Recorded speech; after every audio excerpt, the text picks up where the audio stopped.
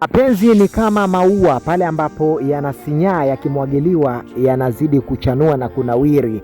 Maneno hayo ya kwake Simba la Masimba Dangote kwenda kwa mpenzi wake Zuchu yamewakonga roho watu wengi sana, mara baada ya kuweka picha hizi akiwa na mwenza wake, wakiongea vyema kabisa, wakijadiliana kwa ukubwa kuhusiana na vile ambavyo vilivyotokea, kwamba yaliyopita si ndwele basi tugange yajayo. Diamond Platnumz pamoja na Zuchu wameona kabisa kwamba kuna umuhimu ama kuna ulazima wa wao kuweza kuongea bwana. Hakuna haja tena ya kugombana kila time, kuzungumza vitu ambavyo haviko, kupishana vitu ambavyo sio vizuri.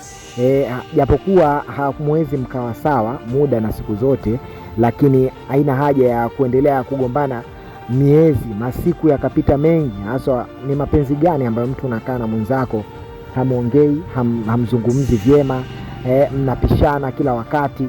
Ni jambo ambalo halileti mantiki wala haliingia akilini. So mashabiki ambao walifurahi sana kuona hili, na wapo mashabiki ambao kiukweli wamewapongeza na kutaka mfano huu wa Diamond pamoja na Zuchu uweze kuigwa, sababu ni muda mrefu sana viumbe hawa wawili walikuwa wakipishana, kugombana, lakini wakaamua waweze kuyaweka sawa, kila kitu kiweze kuendelea kama ambavyo kipo. Maisha bwana siku hizi yamebadilika, mambo yenyewe hayaeleweki.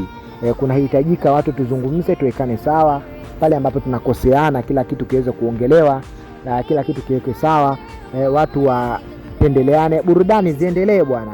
Unajua tena kapo ikishakuwa kubwa, kapo ambayo kila mmoja anataka aione ikiwa vizuri, kuna umuhimu mzuri sana wa wao kuweza kuzungumza kwa pamoja, kuongea na mashabiki. Pengine ni sehemu ya kufurahi, kuenjoy, kuona mashabiki wakipendezwa na kapo bora kabisa miongoni mwa zile top za hapa 255 Tanzania kwa ujumla wake, pamoja na baadhi ya mataifa mengine ya karibu.